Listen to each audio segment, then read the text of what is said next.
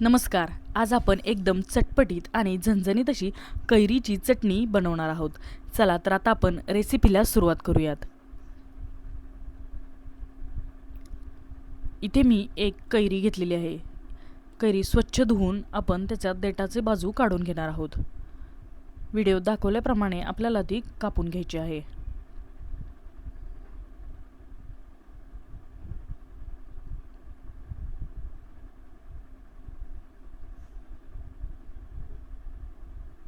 ही चटणी तुम्ही मिक्सरमध्ये सुद्धा बनवू शकता.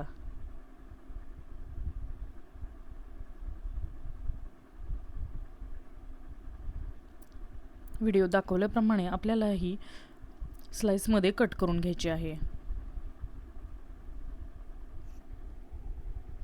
अशाच प्रकारच्या भरपूर चटणीच्या रेसिपी आपल्या चॅनलवर अपलोड केलेल्या आहेत. त्यासुद्धा तुम्ही चटणी रेसिपी या प्लेलिस्टमध्ये जाऊन पाहू शकता.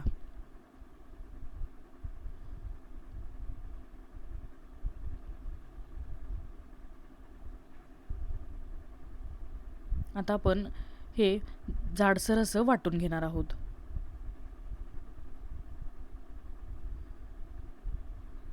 थोडंसं वाटून घेतलं की मग आपण यामध्ये हिरवी मिरची घालणार आहोत. तिखट मीठ तुम्ही तुमच्या आवडीनुसार कमी जास्त करू शकता. इथे मी 4 हिरव्या मिरच्या घेतलेल्या आहेत व 8 ते 10 पाकळ्या आपण लसूण घेणार आहोत. इथे मी 8 ते 10 पाकळ्या लसूण घेतलेला आहे. आता लसूण, मिरची आणि कैरी आपल्याला जाडसर अशी वाटून घ्यायची आहे. तुम्ही व्हिडिओमध्ये पाहू शकता आपण दरदरीत अशी ही चटणी वाटून घेतलेली आहे. आता आपण ती दुसऱ्या एका बाउलमध्ये काढून घेऊयात.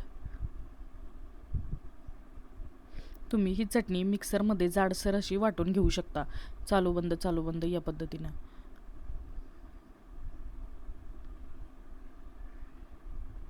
आता इथे मी 1 चमचा तेल कडकडीत गरम करून घेतलेला आहे. आता आपण यामध्ये थोडीशी मोहरी घालणार आहोत. मोहरी आपल्याला छानपैकी तेलामध्ये तडतडून द्यायची आहे.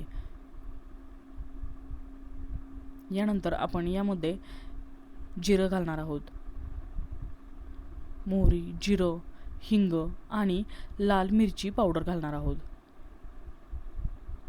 इथे मी अर्धा चमचा एवढी बेडगी मिरची घेतलेली आहे. यासोबतच इथं थोडीशी इथे मी हळद घेतलेली आहे व थोडं हिंग टाकलेलं आहे. आता आपण ही फोडणी या आपण वाटून घेतलेल्या चटणीवर घालूयात व हे व्यवस्थित मिक्स करून घेऊयात.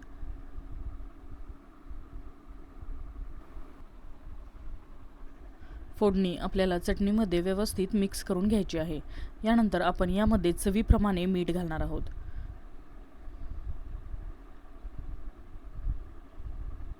आपली चटपटीत अशी कैरीची चटणी एकदम रेडी आहे. जेवताना तोंडी लावण्यासाठी तसेच गरम गरम डाळ भातासोबत तुम्ही ही चटणी एकदा नक्की ट्राय करून पहा. चवीला अतिशय सुंदर लागते. जर तुम्हाला ही रेसिपी आवडली तर प्लीज लाईक करा, शेअर करा. सातारकर माधुरी या यूट्यूब चॅनलला सबस्क्राईब करा, जेणेकरून अशाच पद्धतीच्या नवनवीन चटपटीत रेसिपीज तुम्हाला पाहायला मिळतील. धन्यवाद.